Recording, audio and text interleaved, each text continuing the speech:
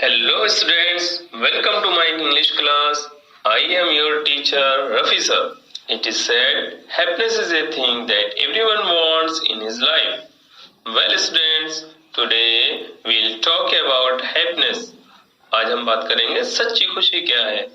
हम सोचते हैं कि अगर हमें ये मिल जाए या हमें वो हासिल हो जाए तो हम खुश हो जाएंगे। सच है, अगर हम अपने प्रेजेंट से खुश नहीं तो फ्यूचर में भी अपनी खुशियां तलाश करते रहेंगे। हमारे भीतर महसूस होने वाली खुशी के लिए सिर्फ दो लोग जिम्मेदार हैं। पता है कौन है? पहला हमारा मन, दूसरा हम खुद हैं। अपनी बेहद व बेशुमार ख्वाहिशों को पूरा करने के लिए फिक्र करना और उनके पीछे भागना बेवकूफी ही तो है।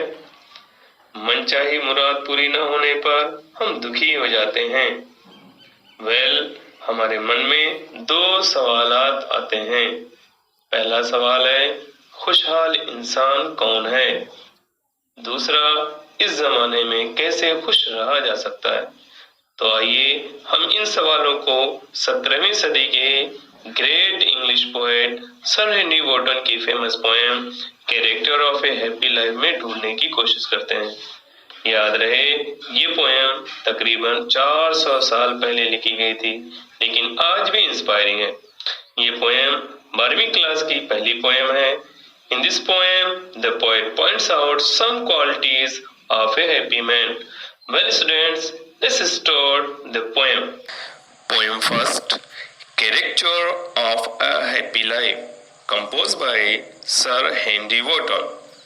How happy is he born or taught that serve not and others will, whose or more is his honest thought and sample to his utmost skill, whose passions not his masters are, whose soul is still prepared for death, untied unto the world with care of princely love or vulgar breed, who hath his life from rumors freed, whose conscience is his strong retreat, whose state can neither flatterers feed nor ruins make oppressors great, who envies none whom chance doth raise, nor wise, who never understood how debates wounds are given with praise, nor rules of state, but rules of good, who God doth late and early pray, more of his grace than gifts to lend,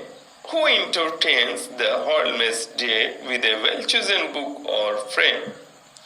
This man is free from survival bands of hope to rise or fear to fall, Lord of himself, though not of lands, and having nothing, he hath all. Pronunciations of words and meanings. Title: Character means nature, symptom, लक्षण, विशेषता, सिफत, खासियत.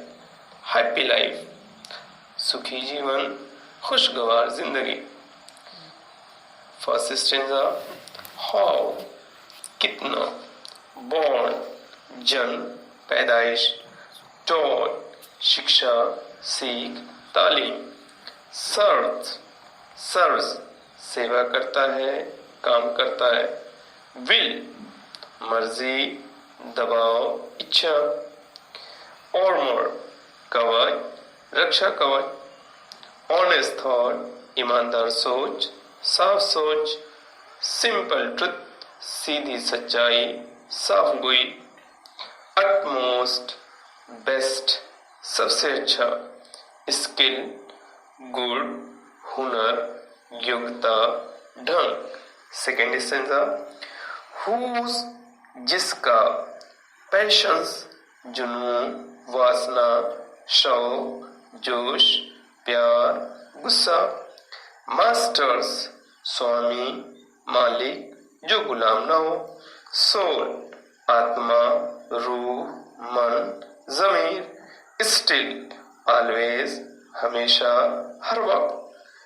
Prepared, ready, तैयार.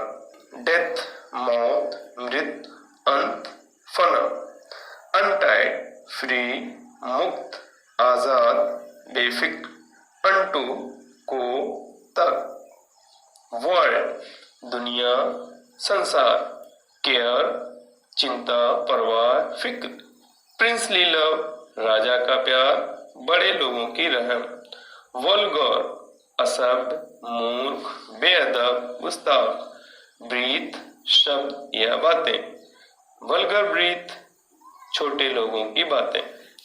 Third stanza, who, जो, hath, has, रखता है, rumours, चर्चा, अफवाह, फ्रीड, फ्री, मुक्त, आजाद, कॉन्शियस, कॉन्शियस, विवेक, अंतरात्मा, जी, मन, स्ट्रॉन्ग, मजबूत, पक्का, अडिग, रिट्रीट, शरण स्थल, अड्डा, सहारा, बसेरा, स्टेट, दशा, हालत, सूरत, निदर, नाइदर, ना, भी नहीं, फ्लेटरर्स, चापलूसों, चमचों, खुशामदी, चटकार, फीड, चारा, भोजन, खुराक, फंदा, नौर, ना तो, रिंस, बर्बादी, तबाही, हार, पतन, फना, ऑपरेशर्स, जालिमों, अत्याचारियों, सितमगरों, ग्रेट, महान, बड़ा या खुश। फोर्थ स्टेंजा, एनवीज, ईर्ष्या, डाह, नफरत, बैर, विरोध, बदख्वाही, चांस, अवसर, मौका, डथ, डस, करना, रेज, तरक्की, उन्नति, वाइस, बुराई, भ्रष्टता, चुंगी, भीख, अंडरस्टूड, समझ गया या समझाना, डीपेस्ट, सबसे गहरा या गहरे से गहरा, वॉन्ड्स, घाव या जख्म, गिवन, दिए गए, प्रदान, प्रेज, तारीफ, बड़ाई, चापलूसी, रूल्स, नियमों पर चलना, नियमों का पालन करना, स्टेट, राज, दुनिया, सत्ता, गुड, भलाई, हित, नफा, सुविधा, फायदा, धर्म। फिफ्थ सेंस है, डथ, डस, करता है, लेट एंड अर्ली, देर सवेर, सुबह शाम, प्रे, पूजा, इबादत, ग्रेस, दया, रहम, कृपा, इनायत, गिफ्ट्स, उपहार, तोहफा, लेंड, देना या प्रदान करना, इंटरटेन्स, बिताता है, मशगूल रहता है या गुजारता है, हार्मलेस, बेदाग, सरल, बेगुनाह, फ्री, मुक्त, आजाद, बेफिक्र, सर्वाइव, गुलामी, दास्ता, बैंड्स, बंधन, जकड़न, फिक्र, जंजीर, हो, आशा, उम्मीद, आस, राइज, तरक्की, जीत, सुख, प्रगति, फॉल, बर्बादी, विनाश, हार, दुख, लॉर्ड, नवाब, मालिक, स्वामी, हिमसेल्फ, खुद का, स्वयं का, दो, भले ही, लैंड्स, जमीन, संपत्ति, धन दौलत, हैत, हैज, पास होता है, ऑल, सब कुछ। Well students, now easy translation of the present poem line by line by Rafi sir. Character of a happy life composed by Sir Henry Wotton. सुखी जीवन के लक्षण या खुशगवार जिंदगी की सिफत। पोएट है sir Henry Wotton. First stanza and first line, how happy is he born or taught that served not and others will। वो इंसान अपने जन्म व शिक्षा से कितना खुश है जो दूसरे की मर्जी या दबाव से काम नहीं करता। यानी कि हैप्पी मैन अपनी मर्जी से काम करता है, वह आजाद होकर काम करना पसंद करता है, यानी कि उसे किसी की गुलामी नहीं पसंद होती है। Whose armor is his honest thought, जिसका कवच उसकी ईमानदार सोच होती है। जिस तरह मैदान जंग में एक सिपाही की रक्षा उसका लोहे का कवच करता है, वैसे ही एक सुखी इंसान की ईमानदार सोच ही उसकी रक्षा करती है। And simple truth his utmost skill, जिसकी सीधी सच्चाई ही उसका सबसे अच्छा हुनर होता है, यानी उसका सबसे अच्छा गुण सच बोलना होता है। वह सच्चा होता है, उसे सच्चाई पसंद होती है, यानी वह झूठ से नफरत करता है। Second stanza, whose passions not his masters are, जिसका जुनून उसका मालिक ना हो। यहाँ पे एक वर्ड है पैशंस, पैशंस जुनून यानी शौक, गुस्सा, प्यार, वासना, जोश, इन सब का वह गुलाम नहीं होता। Whose soul is still prepared for death, जिसकी रूह या आत्मा मौत के लिए हमेशा तैयार रहती हो, यानी कि एक हैप्पी मैन ये जानता है कुल्लू नफ्सिन जायकातुल मौत, everybody has to taste the taste of death, हर जानदार को मौत का मजा चखना है। वह ये जानता है कि मौत सबको आती है, चाहे वह अमीर हो, गरीब हो, ऊंचा हो, नीचा हो, काला हो, गोरा हो, बच्चे, बूढ़े, जवान, वह सबको आती है, वह किसी को नहीं बख्शती है, तो वह उससे मौत से कभी नहीं डरता। Untied unto the word with care of princely love or vulgar breath, जो राजा के रहम या बेअदब लोगों की आलोचना से बेफिक्र रहता हो, यानी कि बड़े लोगों की नाराजगी या उनके रहम या छोटे लोगों की बुराई या आलोचना से बेफिक्र रहता है। वह अपने ढंग से, अपनी मर्जी से अपनी जिंदगी को जीता है। Third stanza, Who hath his life from rumors freed, जो अपनी जिंदगी अफवाहों से मुक्त रखता हो। यहाँ पे रूमर्स जो है अफवाह, कभी कभी दुनिया में ऐसे अफवाह फैल जाती है जैसे कि मुंह नोचवा, चोटी कटवा, बच्चा चोर, और हम लोग दुखी हो जाते हैं, बच्चे भी दुखी हो जाते हैं। तो हमें इन अफवाहों से बिल्कुल क्या कहना है, ध्यान नहीं देना चाहिए, बिल्कुल उसकी फिक्र ही नहीं करना चाहिए, और एक खुशहाल इंसान कभी किसी अफवाह पे ध्यान बिल्कुल नहीं देता। Whose conscience is his strong retreat, जिसका मन उसका मजबूत सहारा या अड्डा होता है, यानी जब कभी वह परेशान होता है तो अपने आत्मा या मन से ही सीधा रास्ता पूछता है, और वही उसका मजबूत जो मन होता है वही उसकी रहनुमाई करता है, वही उसको सीधा रास्ता बताता है। Whose state can neither flatterers feed, जिसकी हालत चापलूसों के ठगी की का शिकार होने वाली ना हो, यानी कि एक हैप्पी मैन चापलूसों को बड़ी अच्छी तरीके से जानता है कि कौन आदमी कैसा है, वह चापलूस है, और चापलूस लोग जब उसको फंसाने के यानी कि उसको शिकार करने का या उसका नाजायज फायदा उठाने की कोशिश करते हैं तो वह उनसे बच लेता है। ना रेंस मेक ऑपरेशंस ग्रेट, ना तो उसकी बर्बादी जालिमों को खुश बनाती हो, यानी जो अपनी बर्बादी पे भी खुश रहता है, यानी बर्बादी को भी वह खुशी खुशी बर्दाश्त कर लेता है, वह दुख को भी खुशी खुशी बर्दाश्त कर लेता है, नहीं तो उसके दुश्मन खुश होते हैं। Who envies none whom chance doth raise nor wise, वह उनसे भी थोड़ी सी ईर्ष्या नहीं रखता जो महज मौके से तरक्की कर गए हो, और ना ही उनसे जो भ्रष्टता या बुराई से, यानी कि एक खुशहाल इंसान उस इंसान से भी डर नहीं रखता जिसकी लॉटरी लग गई हो, और उससे भी जिसने भीख मांग करके तरक्की की हो।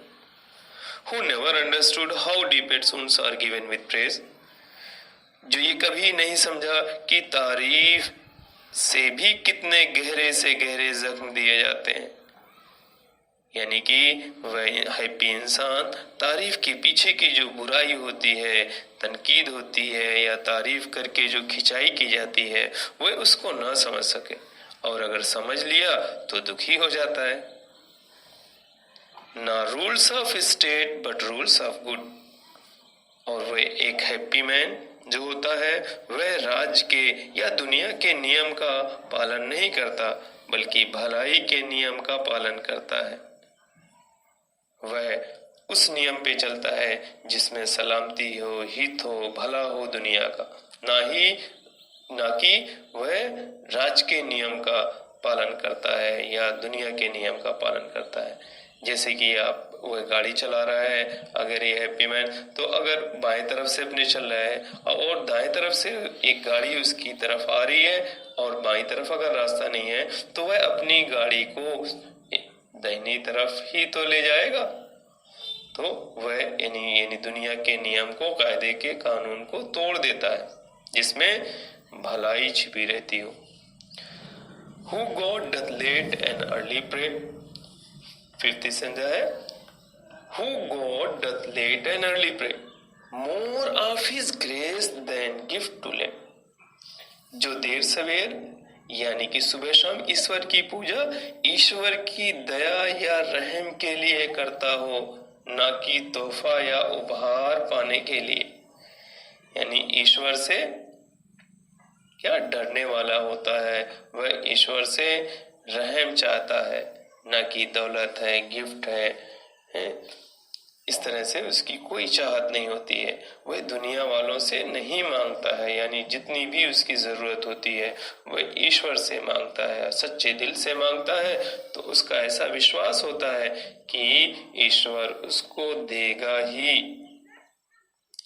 Who entertains the harmless day with a well-chosen book or friend। जो अपनी बेदाग जिंदगी अच्छी किताब व अच्छे दोस्त के साथ गुजारता हो। यानी कि हैप्पी मैन अपनी बेगुनाह जिंदगी अच्छे दोस्त व अच्छी किताबों में बिताता है। कहा जाता है अच्छा दोस्त और अच्छी किताब हमेशा सही रास्ता ही दिखाती हैं। Sixth stanza this man is free from survival veins hope to rise or fear to fall. ऐसा इंसान तरक्की या बर्बादी के बंधन से आजाद होता है। यानी एक खुशहाल इंसान जो होता है वह हार जीत है, आशा निराशा, सुख दुख की फिक्र से आजाद होता है। उसे पता होता है हार और जीत ये अस्थायी होती हैं, ये बदलती रहती हैं, खुशी और गम भी बदलते रहते हैं। तो वह एक खुशहाल इंसान अपने इस बंधन से मुक्त रहता, आजाद रहता है। लॉर्ड ऑफ हिमसेल्फ दो नॉट ऑफ लैंड्स। खुद का नवाब होता है भले ही उसके पास थोड़ी सी भी जमीन ना हो। यहाँ पे क्या कह रहा है, यानी खुद का मालिक होता है, खुद का राजा होता है, भले ही उसके पास थोड़ी सी भी जमीन ना हो, धन दौलत ना हो, लेकिन वह यानी मन का राजा होता है। And having nothing he hath all. और ऐसे इंसान यानी ऐसे खुशनसीब इंसान के पास कुछ भी ना होते हुए भी सब कुछ होता है। वेल स्टूडेंट्स, मुझे इस वक्त डायरेक्टर यश चोपड़ा साहब की 1975 की मशहूर फिल्म दीवार का एक मशहूर डायलॉग याद आ गया, जिसमें अमिताभ साहब शशि कपूर साहब से कहते हैं, मेरे पास बिल्डिंग है, प्रॉपर्टी है, बैंक बैलेंस है, बंगला है, गाड़ी है, क्या है तुम्हारे पास? शशि कपूर साहब जवाब देते हैं, मेरे पास माँ है। जिस तरह से माँ बाप के बिना जिंदगी सोनी रहती है, उसी तरीके से अगर जिंदगी में खुशी सुकून नहीं है तो बिल्डिंग, प्रॉपर्टी, बैंक बैलेंस, बंगला, गाड़ी सब बेकार है। तो आइए इस बेहतरीन poem character of a happy life जो कि सर हेनरी वॉटन के द्वारा लिखी गई है कि टीचिंग पर अमल करते हुए टेंशन भरी जिंदगी को एक खुशगवार जिंदगी में बदल दें। Dear students, now we discuss about the value and importance of the first poem of 12th class in view of UP board exam. Students, you want to know how many questions are put from poetry. What types of questions are put in the board exam? Which question number from poetry are mostly used in the board exam? How many marks are divided for questions? What should we do for the best preparation?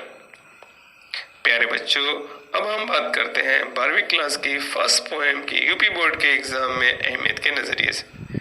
बच्चों, आप जानना चाहते होंगे कि UP board के 12वीं के exam में पोएट्री से कितने क्वेश्चन पूछे जाते हैं।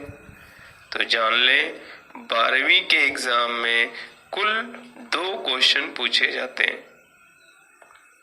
आप ये भी जानना चाह रहे होंगे कि एग्जाम में किस तरह के क्वेश्चन पूछे जाते हैं।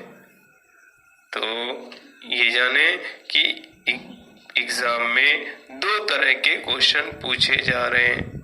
पहला, पोइट्री से 2 स्टेंजा दिए जाते हैं और किसी एक को रेफरेंस कॉन्टेक्स्ट के साथ एक्सप्लेन करने को दिया जाता है, यानी कि किसी एक स्टेंजा का संदर्भ सहित व्याख्या करना होता है इंग्लिश में।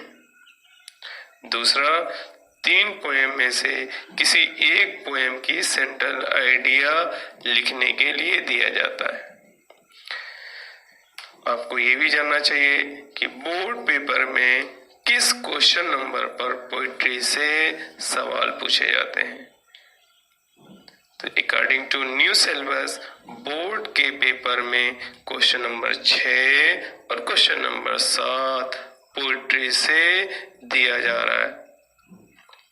कुछ बच्चे ये भी जानने की कोशिश कर रहे होंगे कि पोइट्री से कितने मार्क्स के क्वेश्चन पूछे जाते हैं। तो आप ये जाने, पोइट्री से कुल 14 मार्क्स के क्वेश्चन पूछे जाते हैं, यानी एक्सप्लेनेशन के लिए 8 मार्क्स एंड सेंट्रल आइडिया के लिए 6 मार्क्स दिए जा रहे हैं।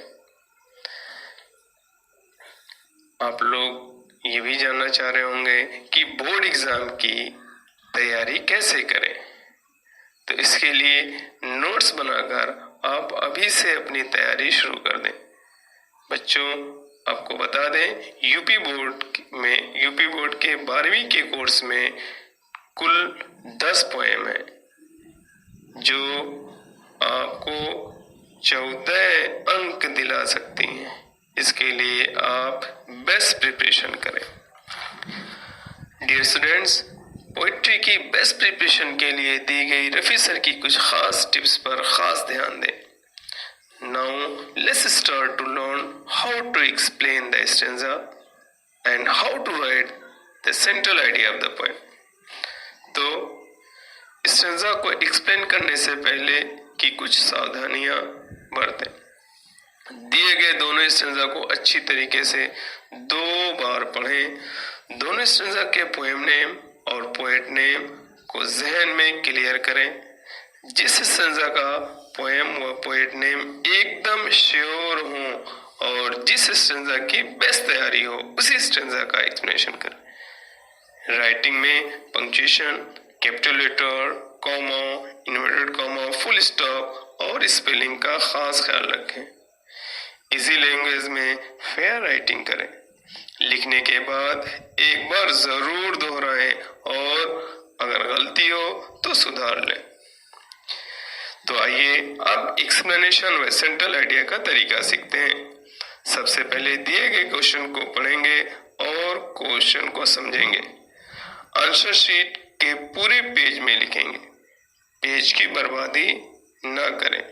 बाएं तरफ से मार्जिन लाइन खींचें और अगर चाहें तो दाहिने तरफ भी बहुत कम जगह छोड़कर बॉर्डर लाइन खींच लें, जिससे कि आपकी कॉपी भरी भरी और बहुत ही खूबसूरत दिखती है।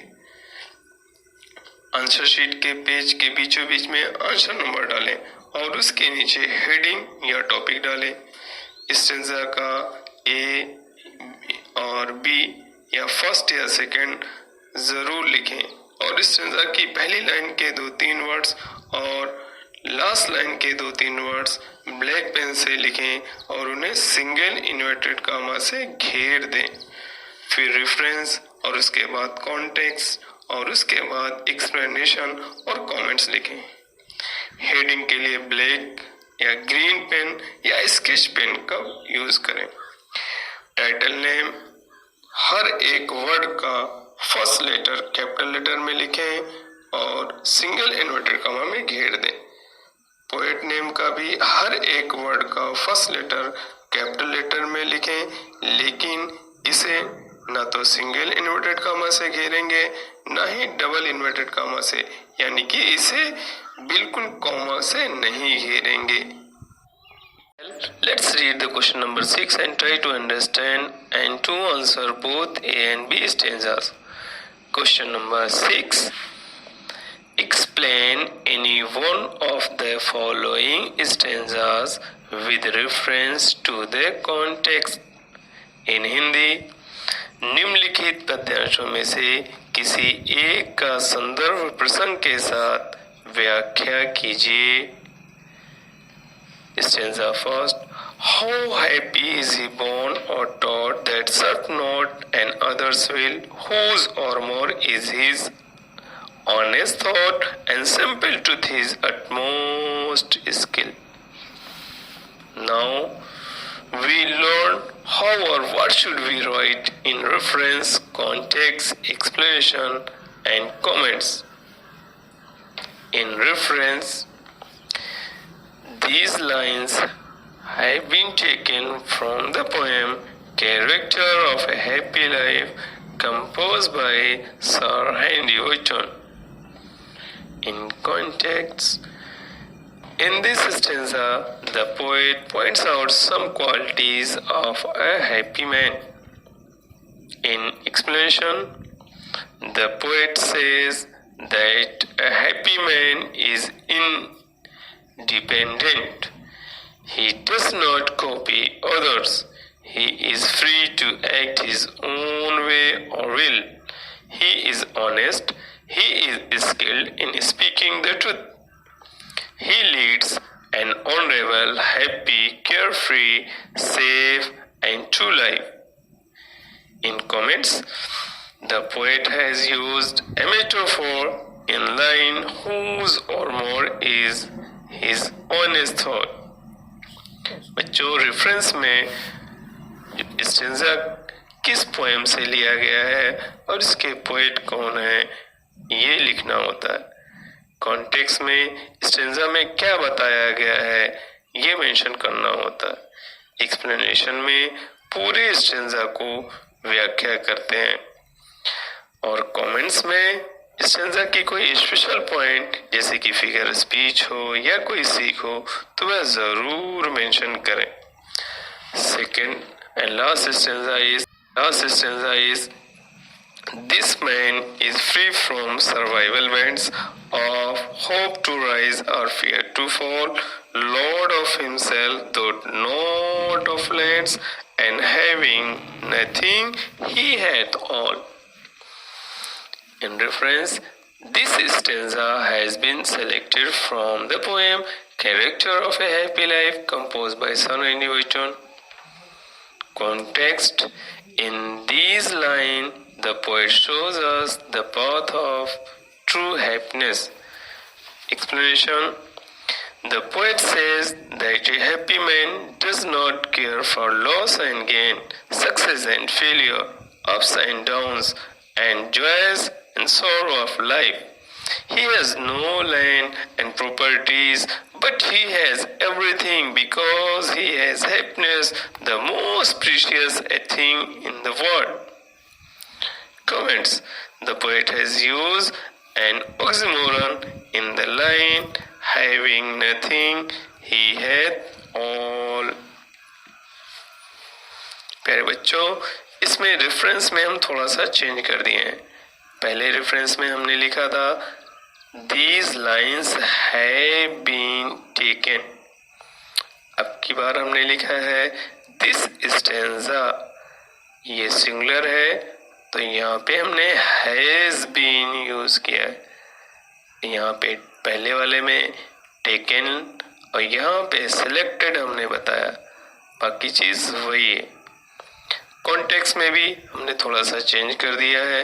इसके अलावा भी और कोई आप दूसरा कॉन्टेक्स्ट लिख सकते हैं। कमेंट्स में पहले वाले में जो था उसमें मेटाफोर, फिगर ऑफ स्पीच यानी कि अलंकार यूज हुआ था। अब की बार इसमें ऑक्सीमोरन यानी कि विरोधाभास अलंकार यूज हुआ है। उसके पास कुछ ना होते हुए भी सब कुछ होता है। Students, now we learn to write central idea. Question number 7. Give the central idea any one of the following poems A, B, C.